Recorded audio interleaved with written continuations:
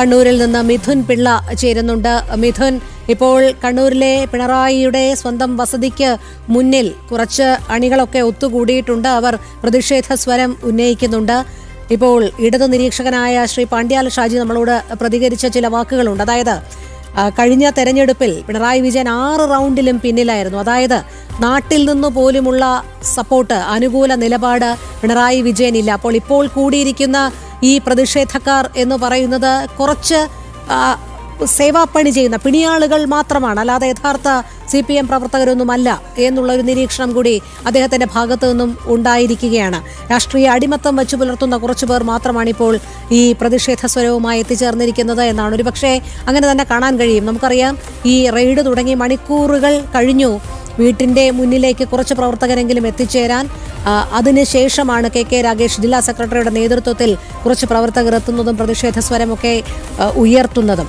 ശക്തമായ നിലപാടുമായി CRPFും മുന്നിൽ തന്നെ ഉണ്ട്. പരിശോധന നടത്തിക്കഴിഞ്ഞേ മടങ്ങൂ എന്നുള്ള തരത്തിൽ തന്നെയാണ്. എന്തായാലും ഇപ്പോൾ അവിടെ ഈ പിണറായിയുടെ വീടിന് മുന്നിലുള്ള പ്രതിഷേധം എങ്ങനെയാണ് പുരോഗമിക്കുന്നത്? ഒപ്പം EDയുടെ റെയ്ഡും.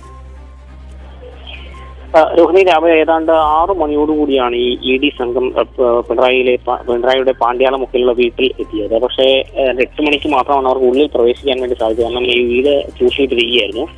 ഇവിടെ എത്തിയ ഈ വീട്ട് കെയർടേക്കറിനെ വിളിച്ചു വരുത്തി വീടിന്റെ വാതിൽ തുറന്നാണ് അവർ അകത്ത് കയറിയത്. ഇതിന്റെ 8 മണിക്ക് തുടങ്ങിയ പരിശോധന 2.5 മണിക്കൂർ പിന്നിട്ടിട്ടുണ്ട്. ഇപ്പോഴും ആ പരിശോധന തുടരുകയാണ്. ആ പരിശോധന ഏതാണ്ട് മുന്നോട്ട് പോകുന്ന ഘട്ടത്തിൽ ആദ്യഘട്ടത്തിൽ കുറച്ച് പ്രവർത്തകർ, CPM പ്രവർത്തകർ എത്തിയിരുന്നെങ്കിലും പിന്നീട് അവരെ നേതാക്കൾ തന്നെ ഇടപെട്ട് മടക്കി അയക്കുന്ന ഒരു സാഹചര്യമുണ്ടായി.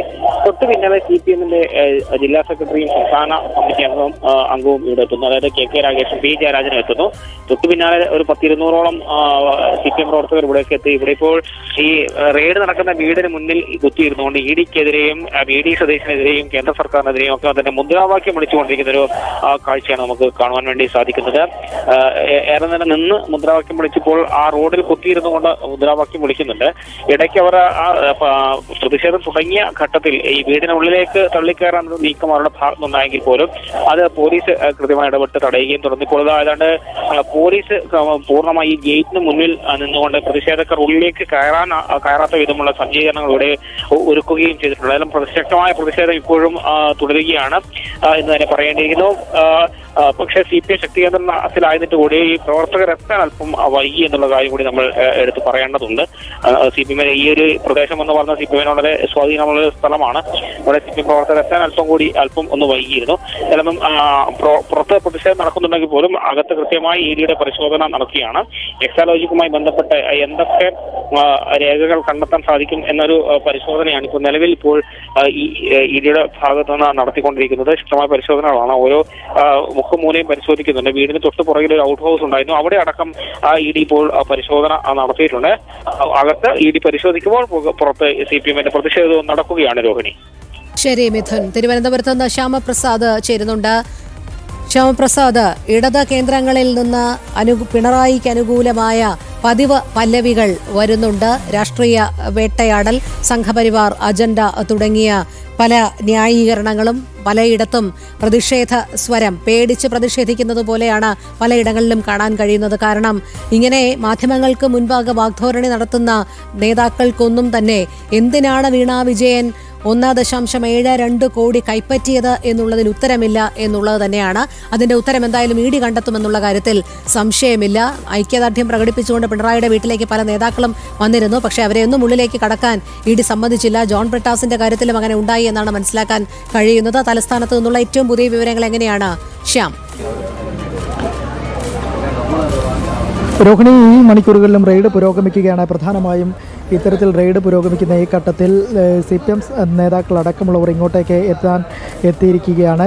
എത്തുന്നതിനിടയിൽ പോലും പലപ്പോഴും എൻഫോഴ്സ്മെൻറ്റ് ഡയറക്ടറേറ്റിൻ്റെ ഈ ഒരു റെയ്ഡിനെ കുറ്റപ്പെടുത്തുന്ന തരത്തിലാണ് പ്രധാനമായും CPM നേതാക്കളുടെ ഭാഗത്തുനിന്നുണ്ടാകുന്ന പ്രതികരണങ്ങളെല്ലാം തന്നെ. പ്രധാനമായും കോൺഗ്രസിൻ്റെ രാഷ്ട്രീയ നാടകമാണ് ഇപ്പോഴത്തെ EDയുടെ റെയ്ഡിന് പിന്നിലെന്നുള്ള ആരോപണമാണ് ജോൺ ബ്രിട്ടാസ് MP അല്പസമയം മുമ്പ് ഉന്നയിക്കുകയും ചെയ്തത്. എന്തായാലും സംസ്ഥാന നേതാക്കൾ CPM-ൻ്റെ നേതാക്കളെല്ലാം തന്നെ ഇങ്ങോട്ടേക്ക് എത്തിക്കൊണ്ടിരിക്കുന്നു. അല്പസമയം മുമ്പ് ജോൺ ബ്രിട്ടാസ് MP അകത്തേക്ക് കടക്കാൻ ഈ തിരുവനന്തപുരത്തെ ബേക്കറി ജംഗ്ഷനിലുള്ള പിണറായിയുടെ വീടിനകത്തേക്ക് പോകാൻ ശ്രമിക്കവേ സുരക്ഷാ ഉദ്യോഗസ്ഥർ അദ്ദേഹത്തെ തടയുകയും ചെയ്തു. നിലവിൽ അദ്ദേഹം പിന്നീട് പുറത്തേക്ക് പോവുകയും ചെയ്തിരിക്കുകയാണ്. എന്തായാലും ഇപ്പോഴും ED-യുടെ റെയ്ഡ് പുരോഗമിക്കുകയാണ്. ഈ മണിക്കൂറുകളിൽ നിലവിൽ മൊഴിയെടുക്കൽ അടക്കമുള്ള കാര്യങ്ങൾ അകത്ത് പുരോഗമിക്കുകയാണ്.